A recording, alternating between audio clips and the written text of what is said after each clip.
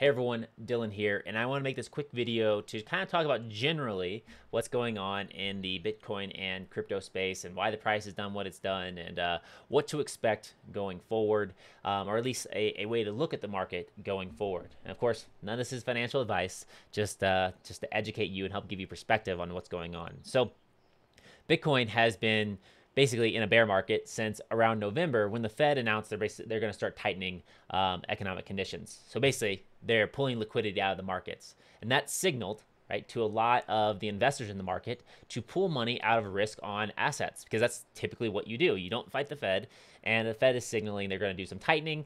Then you want to take some money out of the risk on assets. That's kind of a general strategy that people have used, and Bitcoin and crypto was heavily considered to be a very risk on asset by a lot of the larger market participants, other than just like the crypto hodlers like myself.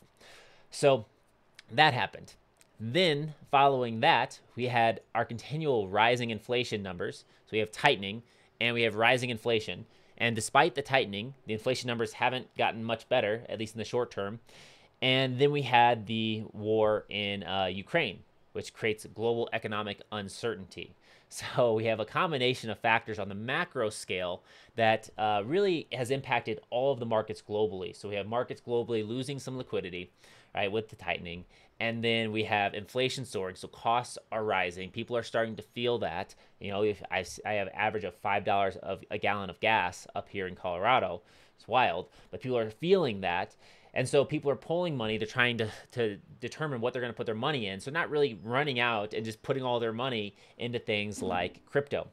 So those things have went on, and that has caused the price to continually to go down, right? People, less money, less people investing, people pulling it to the sides because also, right, there's a saying is the trend is your friend, right? So if we're down and going down in a bear market, right? And people are like, hey, well, I believe in this longer term, but we're clearly in a bear market, so I'm just going to pull money to the side and just hold it so I don't lose more value, and I'll re-enter the trade later on, right, when the terms look more favorable, which is a good risk management strategy. So that's been happening. And then recently, about a month ago, there was a crypto project called Terra and Luna that basically was basically it was a unsustainable Ponzi scheme. And it was a top 10 project, and it had some notable backers, and it completely imploded. Right? They had an algorithmic stablecoin, which historically, it's okay if you didn't know this, because I didn't know this at first, but the algorithmic stablecoins have been tried in the past and they have failed.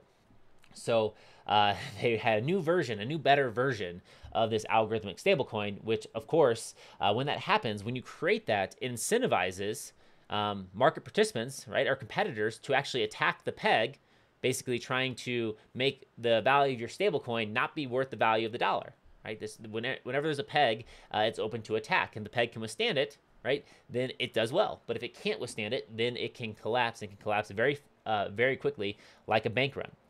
So the problem with that was that Terra, that was the Terra Luna, was the company, the Terra Foundation. They had bought a lot of Bitcoin to back their reserves to help maintain that peg, that one-to-one backing.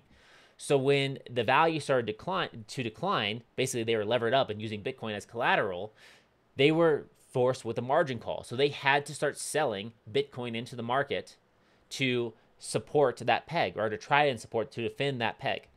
Well, that didn't work. But as you can imagine, when you have a large entity that starts selling a lot of a certain asset, any asset, into the market, you will get sell pressure, which has a tendency to drive the price down. And that's exactly what we saw.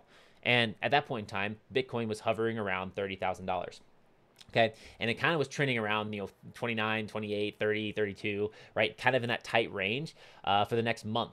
And then this past week, a company called Celsius, which is another company in the crypto space, which has DeFi, they have their own token. The rumors were swirling following the Terra Luna incident that Celsius had a lot of positions on with Terra and Luna, and that it could be insolvent. So rumors started swirling, and then data started to emerge to show that those rumors were most likely true. So people started withdrawing funds from Celsius. The liquidity started drying up in the Celsius token, and so the reserves that Celsius had they were posting as collateral started losing value. So of course the margin calls start coming, right? And what Celsius did is they sent out an email to all their users. So Celsius is a centralized exchange, so you do have that counterparty risk. They sent out an email to their users saying, hey, you can't withdraw your funds because we need to protect customer assets. Because basically, they're using customer funds to be their reserves to put on their leveraged positions. So as a result, that sent Bitcoin from around 28, 29,000 to right around 20,000 where it is at now. Because of course, that creates a lot of fear and uncertainty and sell pressure into that market, because there are other actors that are trying to push the price down so that Celsius gets fully liquidated. They got to sell out. They're done, right? Because it's a ruthless game in trading in the markets. So you had two big incidences, the Terra Luna incident, plus the Celsius incident, plus the whole global economic backdrop that are contributing to this price decline of Bitcoin. That's important because nothing with Bitcoin changed. You just had actors in the market that were irresponsible with their positions, irresponsible with the amount of leverage that they took on. They didn't foresee some of these volatility, or they thought they knew better, right? And there's plenty of examples of really smart people that had successful businesses that thought they knew better, and then you got inclement market climate come in, and boom, next thing you know, they're blown up. I think one example is the long-term capital management. I think that was what they're called. The long-term capital management fund. That was like Nobel Prize winning economists and mathematicians all came together to form this super fund, and they went bust after like 5 years, right? But anyways, so all that's contributing to a lot of sell pressure in the market. There's not exuberance of going in the market. People are afraid. They're like, what's happening to us? Is it going to die, right? Is Bitcoin going to go down even lower? It could. But the thing is with Bitcoin, it's doing exactly what it's always done. Nothing has changed about the protocol. It's, as they say, tick-tock, next block. Every 10 minutes, a new block is coming out, right? The protocol is still secured by the largest, most secure computing network in the world. It's fully decentralized, and it just keeps running. It's just pumping out blocks every 10 minutes, and it's going to continue to do that because nothing that's happened in these markets on the global scale has changed the way that protocol functions. It just changes how certain individuals their perception of that protocol is, their perception of what Bitcoin is relative to what their wants, needs, and desires are. So going forward, what can you expect? Well, like I said, the trend is your friend. And right now, Bitcoin's around $20,000, and the trend has been down and sideways.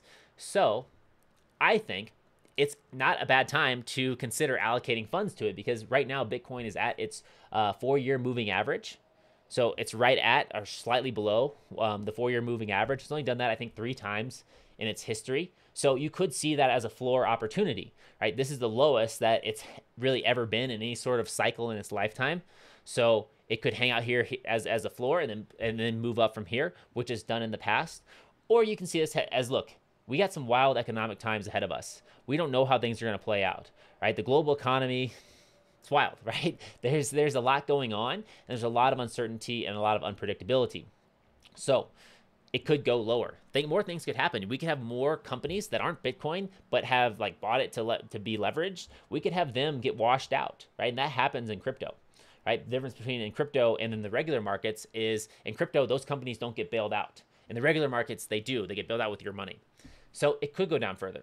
So my recommendation, or my recommendation to you on how you can think about this is, how can you position yourself once you understand Bitcoin, once you have a long-term thesis on where it's going, what the values are going to be, how can you position yourself to take advantage of that?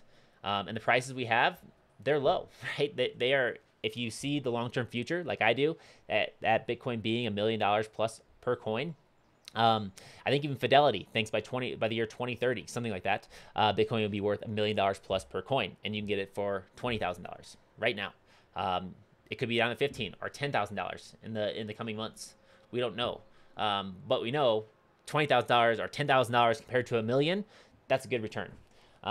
So of course, not investment advice, but one thing to look at is just get set up, get used to it, understand how to buy it on an exchange and move it into cold storage, how to secure your keys, get comfortable with that process, figure out where it fits in your portfolio. If it's just some, side gambling money, speculating money, that's cool. If it's going to be a percentage allocation of your portfolio, consider that, right?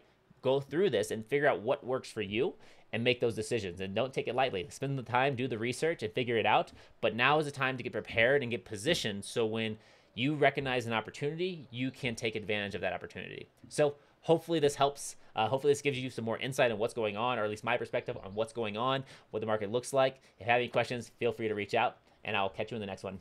Peace.